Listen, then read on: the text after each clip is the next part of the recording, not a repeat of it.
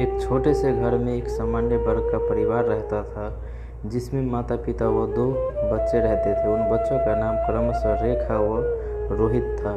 रेखा रोहित दोनों ही कॉलेज में हमेशा प्रथम आते थे।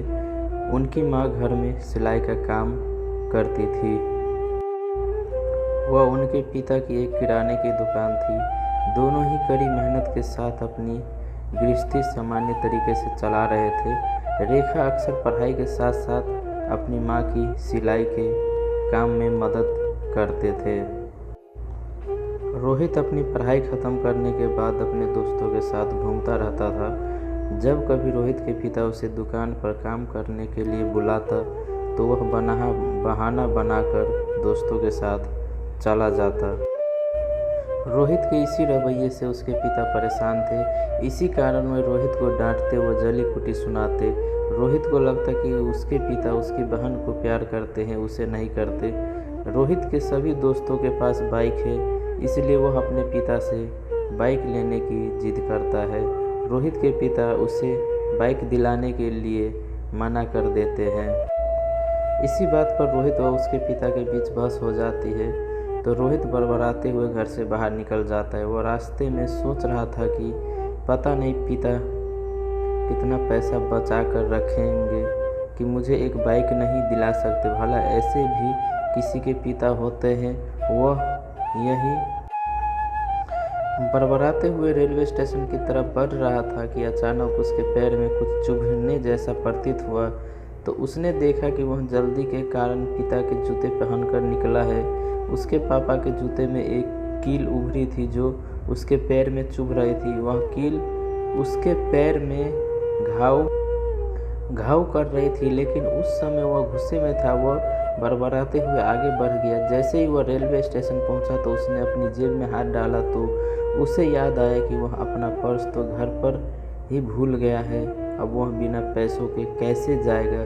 कुछ देर स्टेशन पर बैठने के बाद उसके दिमाग में एक ख्याल आया कि वह चुपके से घर जाएगा और पैसे लेकर यहाँ से चला जाएगा। रोहित वापस अपने घर में चुपके से गया और अपने पिता के कमरे में घुसा तो उसने पैसे के लिए अपने पापा की अलमारी खोली तो उसकी नज़र वहाँ रखी एक पिता की डायरी पर पड़ी, जिसे वह किसी को छूने भी नहीं देते थे। रोहित के खुराफाती दिमाग में उस डायरी को पढ़ने का विचार आया। रोहित डायरी लेकर वहीं पड़ी कुर्सी पर बैठ गया। उसने सोचा तो ये खजाना छुपा रखा है, ज़रूर इस डायरी में ये लिखा होगा कि किसे कितने पैसे लेने हैं और किसे कितने पैसे देने हैं। लेकिन वह गलत था।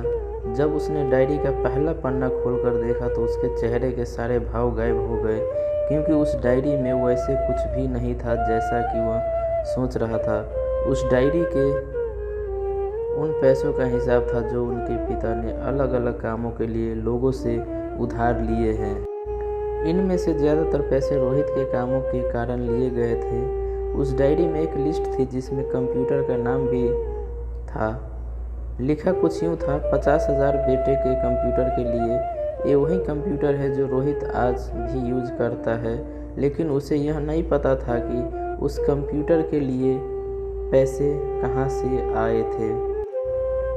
आज उसे इस डायरी से पता चला कि पैसे कहाँ से आए थे। उस लिस्ट में उसके कैमरे का भी नाम था जो उसने अपने जन्मदिन में जिद करके लिया था, जो उसके पिता ने उसे ला कर दिया था, जिसे देखकर रोहित बस खुश हुआ था और उसे खुश देखकर उसके पिता उससे कई ज़्यादा खुश हुए थे।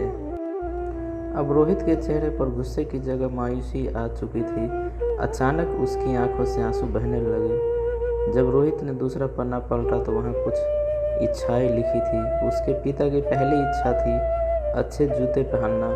रोहित को पिता की इस इच्छा को पढ़ने के बाद समझ आया कि पिताजी के जूते में निकली कील ने रोहित को सिर्फ एक बार चोट दी है, जबकि उसके पिता को न जाने कितनी चोट लगी होगी।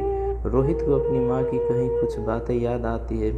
जब भी उसकी माँ पिताजी को नए जूते लेने को कहती थी तो रोहित के पिता अक्सर यह कहकर टाल दिया करते थे कि उनके जूते तो अभी और भी चलेंगे। तभी रोहित ने डायरी का अगला पन्ना पलटा तो देखा कि वहाँ पर कल की तारीख लिखी थी। तारीख के नीचे लिखा था 50,000 रुपये बाइक के लिए। जब रोहित ने यह लाइन पढ़ी तो वह सन्न रह गया, जैसे रोहित का दिल और दिमाग स्थिर सा हो गया हो। अब रोहित के मन में कोई शिकवा गिला नहीं बची थी, बस उसकी आंखों से आंसू बह रहे थे। अब वह जल्दी से कमरे के बाहर गया। घर में माँ अपना सिलाई का काम कर रही थी और बहन गृह कार्य में व्यस्त थी। रोहित ने माँ से जाकर पूछा, पिताजी कहाँ हैं? माँ ने कहा, पता नहीं। रोहित समझ गया था कि वे कहाँ गए होंगे। वह सीधा भागकर पास वाली बाइक एजेंसी में गया।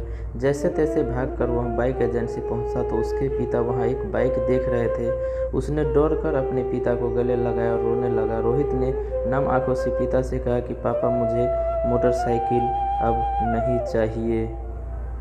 आप अपने लिए जूते ले लो। अब आज से मैं जो भी लूँगा वह अपने बलबूते पे अपनी मेहनत की कमाई से लूँगा। पिता अपने सपनों को मारकर बच्चों को सपने को पूरा करने के लिए सारी उम्र मेहनत करता है। पिता भी बच्चों को उतना ही प्यार करते जितना कि माँ करती है।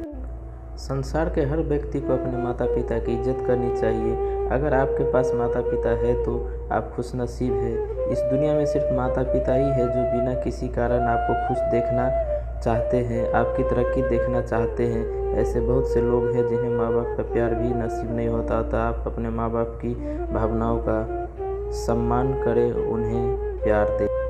अगर आपको यह कहानी अच्छी लगी तो अपने माता पिता के पैर छूकर उनका आशीर्वाद लो और प्रण करो कि आप उन्हें कभी दुखी नहीं करेंगे। और चैनल को सब्सक्राइब करें नए नए वीडियो देखने के लिए और बेल आइकन को पुश कर ले ताकि कोई भी वीडियो हम डालेंगे तो आप सबके पास सबसे पहले नोटिफिकेशन पहुंचेगा। और थैंक यू सो मच ये वीडियो को लास्ट तक देखने के लिए। A1 सैड स्टोरी, तो चैनल को सब्सक्राइब करना ना भूले। Love you all.